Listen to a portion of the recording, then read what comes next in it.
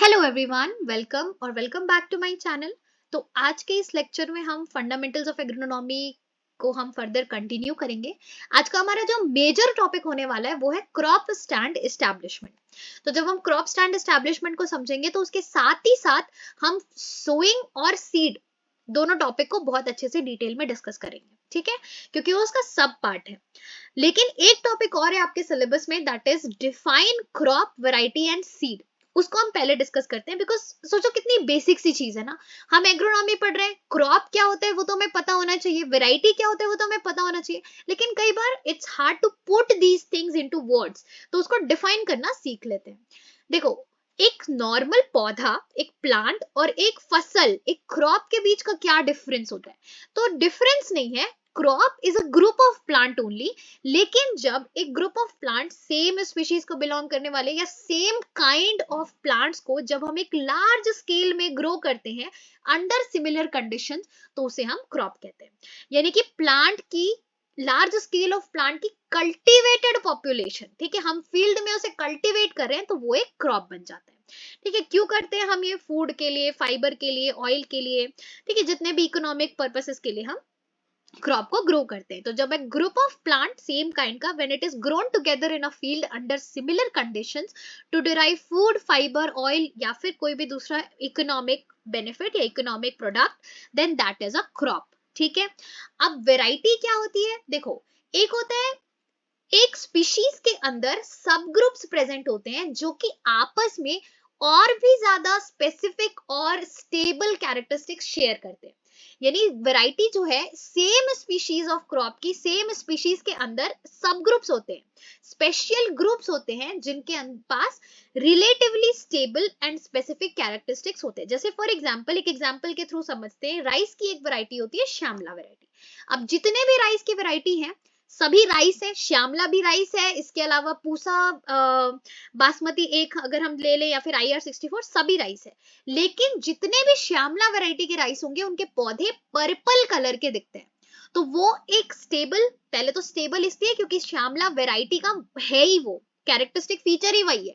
यानी कि ये बात नहीं है कि केवल एक जनरेशन में वो पर्पल प्लांट प्रोवाइड कर रहा है, नहीं, हर जनरेशन में वो स्टेबल है उसका कैरेक्टरिस्टिक फीचर, एंड एक स्पेसिफिक फीचर हो गया तो वो अपने आप में एक वैरायटी कॉन्स्टिट्यूट करता है। तो this could be either naturally occurring या फिर साइंटिफिकली भी हम वेराइटीज डेवलप करते हैं अपने बेनिफिट के लिए, डिजायरेबल कैरेक्टर्स को अचीव करने के लिए। तो दीज आर नेचुरली अकरिंग या साइंटिफिकली डेवलप्ड सब groups with in a crop species that have specific and stable characteristics which distinguishes it from other varieties. तो राइस में IR64, पूसा, बासमती, एक राइस की बहुत सारी वेराइटीज है, सभी क्रॉप्स की बहुत सारी वेराइटीज अवेलेबल है।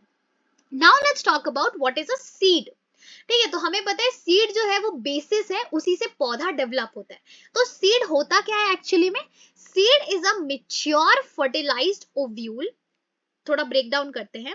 ओव्यूल जो है वो आपका फीमेल रिप्रोडक्टिव पार्ट है, जहां पे जब मेल रिप्रोडक्टिव सेल्स रीच करती है तो वो फर्टिलाइजेशन होता है, वो फर्टिलाइज्ड ओव्यूल बन जाता है। ठीक है, अब जब यही फर्टिलाइज्ड ओव्यूल मैच्योर हो जाता है तो ये सीड बना लेता है। तो सीड क्या है? एक मैच्योर फर्टिलाइज्ड ओव्यूल है जिसके अंदर तीन पार्ट्स प्रेजेंट है, एम्ब्रियो, स्टोर्ड फूड एंड एक प्रोटेक्टिव सीड कोट, जो कि जब फेवरेबल कंडीशंस मिलेंगे तो एक नए प्लांट में डेवलप होगा। तो जब हम डिफाइन करते हैं ना सीड को, तो है क्या, एक लाइन में, तो it is a mature fertilised ovule. Then इसके क्या पार्ट्स होते हैं, इस इमेज में भी दिख रहा है, then this is your embryo जहां से नया प्लांट डेवलप होगा, देन स्टोर्ड फूड जो कि न्यूट्रिशन प्रोवाइड करेगा नए प्लांट को डेवलप करने के लिए, एंड एक प्रोटेक्टिव सीड कोट प्रेजेंट होता है।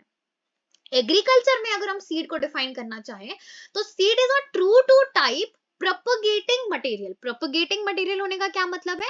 कि इसको हम यूज करते हैं टू प्रोपगेट, टू मल्टीप्लाई, ठीक है, नया प्लांट प्रोड्यूस करने के लिए यूज होता है। लेकिन true to type propagating material, जो प्रोपगेशन का प्रोसेस है, वो सिर्फ सीड नहीं, बहुत सारे प्लांट पार्ट्स के थ्रू आप नया प्लांट डेवलप कर सकते हो। लेकिन जब आप सीड के थ्रू करोगे तो जो नया प्लांट डेवलप होगा वो ट्रू टू टाइप होगा, अपने पेरेंट से या उस पर्टिकुलर वेराइटी से सिमिलर होगा, which will when it is sown, जब वो जर्मिनेट करेगा, जब वो नया पौधा प्रोड्यूस करेगा, तो वो जो पौधा होगा उसके जेनेटिक कैरेक्टरिस्टिक्स उस पर्टिकुलर वेराइटी से ट्रू होंगे, वो सेम होंगे।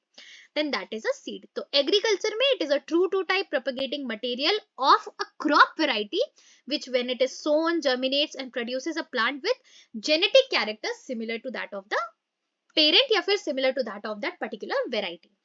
Now let's talk about classes of seed.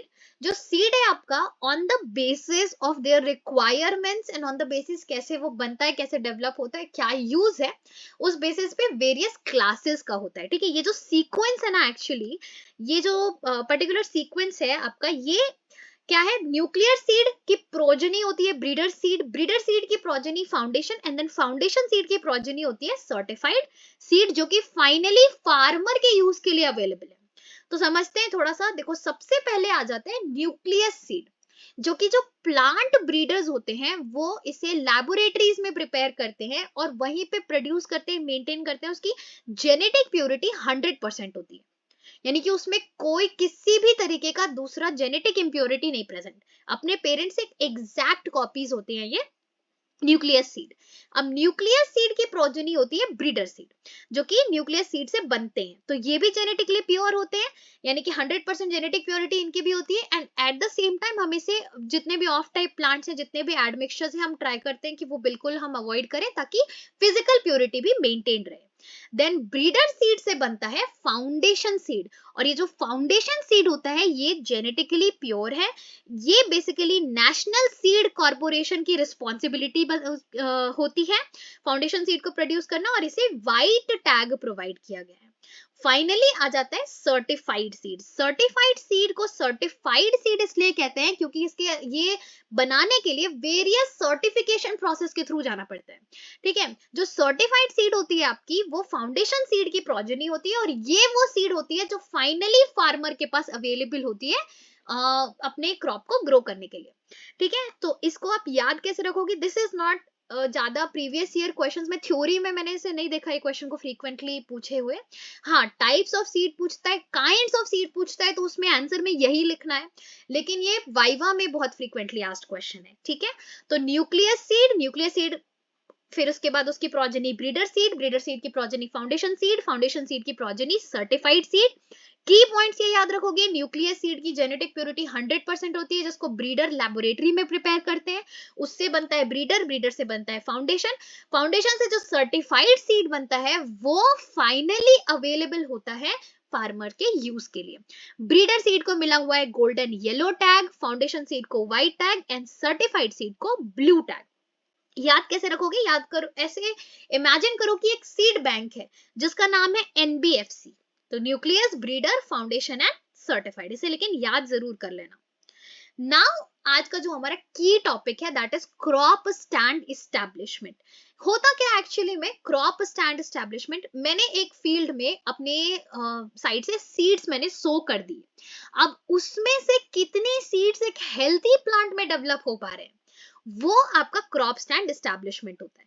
यानी कि सक्सेसफुल इमर्जेंस, सिर्फ सक्सेसफुल इमर्जेंस नहीं, इमर्ज करना यानी कि जर्मिनेट करना, सीडलिंग बनाना, इसके बाद उसका सरवाइव कर पाना, एक हेल्दी प्लांट में डेवलप करना, and uniform distribution of seedling in the field after sowing leading to the formation of desired plant population is your crop stand establishment. ठीक है, तो जो क्रॉप स्टैंड एस्टैब्लिशमेंट है, वेरियस स्टेजेस होती हैं इसकी. जैसे सबसे पहले जब मैंने एक बार सीड को सो कर दिया, इसके बाद फेवरेबल कंडीशंस मिलने पे वो स्प्राउट करेगा, तो seed germination, then seedling emergence. अगर इसके बाद सीड एक बार जर्मिनेट हो गया तो वो शूट एंड रूट सिस्टम बनाएगा. इसके बाद उसका shoot and root system develop होगा, तो that is early seedling growth, and finally उसका सरवाइव कर पाना एंड इट्स यूनिफॉर्मिटी. तो ये वेरियस स्टेजेस हैं क्रॉप स्टैंड एस्टैब्लिशमेंट के. अब जो मेजर टॉपिक हमें डिस्कस करना है वो है factors affecting crop stand establishment. ये कौन कौन से फैक्टर्स हैं जो कि एक सक्सेसफुल हेल्थी प्लांट डेवलप करने को अफेक्ट करते हैं, या फिर उनकी वजह से एक सक्सेसफुल हेल्थी प्लांट डेवलप होता है. तो सबसे पहले आ जाते हैं सीड की क्वालिटी. अब सीड की क्वालिटी तो सबसे पहले मोस्ट इंपॉर्टेंट है ही. सीड का जर्मिनेशन परसेंटेज, जो सीड है वो जो हम सो कर रहे हैं, अगर वो ही डिजीज इन्फेस्टेड है, पेस्ट इन्फेस्टेड है, ठीक है, अगर उसके हेल्थ इश्यूज हैं, सीड ही अगर हेल्दी नहीं है, तो उससे क्वालिटी प्लांट कैसे डेवलप हो सकता है. देन टिलेज, टिलेज, जब हम टिलेज का बेसिकली मतलब होता है जो हार्ड सॉइल होता है उसको हम ब्रेक करते हैं, लूजन अप करते हैं ताकि प्रॉपरली जो सीड है वो अपना root system shoot system develop कर सके। तो एक फाइन सीड बेड प्रोवाइड करना। Then sowing time, optimum sowing time में सीड को उसकी फेवरेबल कंडीशंस प्रोवाइडेड होती हैं, favourable moisture, favourable temperature, favourable light conditions. अगर अर्ली सोइंग करते हैं तो वो भी अच्छा नहीं है, अगर लेट सोइंग करते हैं, डिलेड सोइंग करते हैं तो वो भी क्रॉप स्टैंड एस्टैब्लिशमेंट को अफेक्ट करता है। देन सीड रेट, कितना number of plant per unit area होना चाहिए, क्यों होना चाहिए कि जिससे कि अगर बहुत ज्यादा नंबर ऑफ प्लांट आप लगा दे रहे हो तो आपस में प्लांट कंपीट करेंगे और अपने फुल पोटेंशियल पे ग्रो नहीं कर पाएंगे। अगर कम लगा रहे हो तो जो रिसोर्सेज अवेलेबल है वो फुल्ली यूज नहीं हो रहा है, तो सीड रेट भी क्रॉप स्टैंड एस्टैब्लिशमेंट को अफेक्ट करता है। देन डेप्थ ऑफ सोइंग, अगर बहुत ज्यादा शैलो हम सो करते हैं तो वो डेसिकेट हो सकता है, बहुत ज्यादा डीप चले जाते हैं तो इमर्ज नहीं करेगा। तो इसलिए एक प्रॉपर डेप्थ होती है सोइंग की। एंड देन सो करने का method, so these are the factors जो कि एक प्रॉपर क्रॉप स्टैंड एस्टैब्लिशमेंट को अफेक्ट करता है। जितना अच्छा क्रॉप स्टैंड एस्टैब्लिशमेंट होगा, ये टॉपिक पढ़ने का हमारा मोटिव ये है क्योंकि जितना अच्छा क्रॉप स्टैंड एस्टैब्लिशमेंट होगा उतना ज्यादा प्लांट पॉपुलेशन होगा, उतना ज्यादा यील्ड हमें मिलेगा। तो जब हम ये फैक्टर्स को समझ जाएंगे तो हम इंश्योर कर सकते हैं कि प्रॉपर क्रॉप स्टैंड एस्टैब्लिशमेंट हो रहा है। तो सबसे पहले will discuss seed quality parameters. This is one of the most frequently asked questions जो मैंने प्रीवियस ईयर्स में देखा है कि एक क्वालिटी सीड के क्या कैरेक्टरिस्टिक्स होते हैं, गुड क्वालिटी सीड के क्या कैरेक्टर्स हैं, या फिर सीड क्वालिटी पैरामीटर्स क्या हैं, उसके बारे में ये क्वेश्चन पूछता है, जिसके अंदर आपको मेनली केवल 5 पैरामीटर्स देखने हैं। 5 या लेट्स से 6 पैरामीटर्स हैं जिसको हमें मेनली समझना है। तो एक क्वालिटी सीड, देखो यहाँ पे एक टर्म लिखा हुआ है रीप एज यू सो, पता है जो चीज आप बोगे वही पाओगे, राइट। तो जब सीड की क्वालिटी अच्छी होगी, सीड के अंदर ये फॉलोइंग कैरेक्टरिस्टिक्स प्रेजेंट होंगे, अच्छे अच्छे कैरेक्टरिस्टिक्स प्रेजेंट होंगे, तो उससे ऑब्वियसली हमें अच्छा हेल्दी प्लांट डेवलप होगा। तो ये बेसिक 5 कैरेक्टरिस्टिक्स होते हैं या बेसिक 5 पैरामीटर्स होते हैं जिसका हमें ध्यान रखना होता है क्वालिटी सीड प्रोडक्शन के लिए। सबसे पहले आ जाता है जेनेटिक प्योरिटी।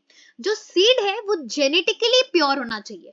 अगर मैं एक पर्टिकुलर वेराइटी का सीड यूज कर रही हूँ तो अगर उसकी जेनेटिक प्योरिटी अच्छी है तो मैं ये चीज समझ सकती हूँ कि जितने भी पौधे उसमें से ग्रो करेंगे, मोस्टली सभी पौधे जो है, जो मैं डिजायर्ड कैरेक्टर के लिए वो वेराइटी को चूज की थी, वही डिजायर्ड कैरेक्टर शो करेंगे। तो जेनेटिक प्योरिटी होगी तो जो स्ट्रेन मैंने यूज किया, जो वेराइटी यूज किया है, उसके true morphological and genetical characters वो एग्जिबिट करेगा। देन फिजिकल प्योरिटी, ये जो है हमारा सीड है वो किसी भी तरीके की inert matter, other seed crop, weed seeds, इन सब चीजों से इन्फेस्टेड नहीं होना चाहिए, ठीक है। Then third point is your germination percentage. High germination percentage seed अगर हम यूज करेंगे जिसका जर्मिनेशन परसेंटेज अच्छा है, तो दिस विल इंश्योर कि ज्यादा नंबर ऑफ सीड सीडलिंग में डेवलप होगा, एक हेल्दी प्लांट में डेवलप होगा। एंड देन सीड का हेल्थ, सीड हेल्दी होना चाहिए, हेल्दी होना चाहिए, वेल डेवलप्ड होना चाहिए, साइज में यूनिफॉर्म होना चाहिए, किसी भी तरीके के डिजीज पेस्ट इन्फेस्टेड नहीं होना चाहिए। ये सब डायरेक्ट रीजंस हैं क्यों एक सीड जो है सीडलिंग में डेवलप नहीं हो पाएगा। And then finally moisture content. तो देखो ऐसे तो कोई जनरल रेंज नहीं है, 12 से 14% हम बोल रहे हैं, पर हर सीड के लिए ये एप्लीकेबल नहीं होता, लेकिन एक ऑप्टिमम मॉइस्चर कंटेंट होना चाहिए। ना तो वो बहुत ज्यादा ड्राई होना चाहिए, सीड ड्राई रहेगा तो जर्मिनेट नहीं करेगा, और मोल्डी भी नहीं होना चाहिए, मतलब एक्सेस में भी वो मॉइस्ट नहीं होना चाहिए। तो ये जो 5 मेजर फैक्टर्स हैं, genetic purity, physical purity, germination percentage, seed health and moisture content, ये एक गुड क्वालिटी सीड बनाते हैं। और जब हम एक सर्टिफाइड सीड यूज करते हैं तो वो जो पूरा सर्टिफिकेशन का प्रोसेस होता है वो इंश्योर करता है कि एक सीड में genetic purity optimum percentage maintain हो, जनरली सर्टिफाइड सीड के लिए 98%, फिजिकल प्योरिटी मेंटेन्ड हो, ठीक है, प्रॉपर जर्मिनेशन परसेंटेज हो, मॉइस्चर कंटेंट, ये सब चीजें वो इंश्योर करता है पूरे सर्टिफिकेशन प्रोसेस में। इसीलिए जब हम एक सर्टिफाइड सीड यूज करते हैं तो वो एक गुड क्वालिटी सीड है जिससे कि क्रॉप स्टैंड एस्टैब्लिशमेंट बढ़ेगी, इंप्रूव होगी। Then second factor affecting crop stand establishment is time of sowing. देखो बहुत ज्यादा जल्दी अगर आप सो करोगे, मतलब अर्ली सोइंग, तो वो भी हो सकता है कि कोई खास एडवांटेजेस ना हो। जैसे कि एक एग्जांपल के थ्रू समझते हैं, रेन फेड ग्राउंडनट होता है, उसको ऑप्टिमम टाइम उसको सो करने का होता है लेट मई से जून, ठीक है, जब हमें उसे सो करना चाहिए। अब अगर मान लो आपने उसको अर्ली मई में सो कर दिया और जून जुलाई तक शुरुआत वाले टाइम पे, शुरुआत में जून जुलाई में बारिश नहीं हुई, तो पूरा क्रॉप फेलियर हो जाएगा। तो यानी कि ये एग्जाम्पल देने का, याद ना भी रहे तो ये एग्जाम्पल देने का रीजन ये है कि आपको समझ में आए कि जो चीज का जो ऑप्टिमम टाइम है, ठीक है, सोइंग का, जब ऑप्टिमम टाइम पे आप किसी भी क्रॉप को सो करोगे, उसको उसकी डिजायरेबल, उसकी फेवरेबल कंडीशंस प्रोवाइडेड होंगी जिससे कि उसके प्रॉपर ग्रोथ एंड डेवलपमेंट हो पाएगी। अर्ली सोइंग करोगे तो वो उससे भी कोई फायदा नहीं है, डिलेड सोइंग करोगे तो डिलेड सोइंग से तो एक तो क्रॉप यील्ड रिड्यूस होती ही है, साथ में आपका पूरा क्रॉप साइकिल डिस्टर्ब होता है। यानी कि जो क्रॉप मुझे जून जुलाई में लगाना था, अगर मैंने उसे अगस्त सितंबर में लगाया तो उसको अपना लाइफ साइकिल कंप्लीट करने में 4 महीने तो लगेंगे ही, तो वो अगले क्रॉप के लाइफ साइकिल के साथ डिस्ट्रप्शन क्रिएट करेगा, ठीक है। तो इसलिए optimum time of sowing important होता है और बेनिफिशियल होता है। सेकेंड आ जाता है डेप्थ ऑफ सोइंग, जैसे हम लोग शुरू में भी डिस्कस किए थे, टू शैलो, अगर बहुत ही शैलो तरीके से आपने सोइंग कर दी है, बहुत ऊपर है, तो वो डेसिकेट हो जाएगा। अगर बहुत ज्यादा डीप हम सोइंग करते हैं तो उससे क्या होता है, वो प्रॉपर प्लांट को इमर्ज करने में प्रॉब्लम होती है। तो जो सोइंग होता है ना, एक्चुअली डेप्थ की, सोइंग की डेप्थ का एक ऑप्टिमम थंब रूल होता है कि जब आप एक जो भी सीड आप यूज कर रहे हो, देखो सीड दो टाइप की हो सकते हैं, एक तो बोल्ड सीडेड हो सकता है या तो स्मॉल सीड हो सकता है, राइट। तो जो ऑप्टिमम डेप्थ होता है सोइंग का, उसका एक थंब रूल है कि जितना बड़ा आपका सीड है, जो डायमीटर है आपकी सीड का, उससे 3 से 4 गुना उसका डेप्थ होना चाहिए। यानी कि अगर एक स्मॉल सीड है तो लगभग उसका डायमीटर 1 सेंटीमीटर का होगा, तो उसको हमें 3 से 5 सेंटीमीटर की डेप्थ में लगाना चाहिए।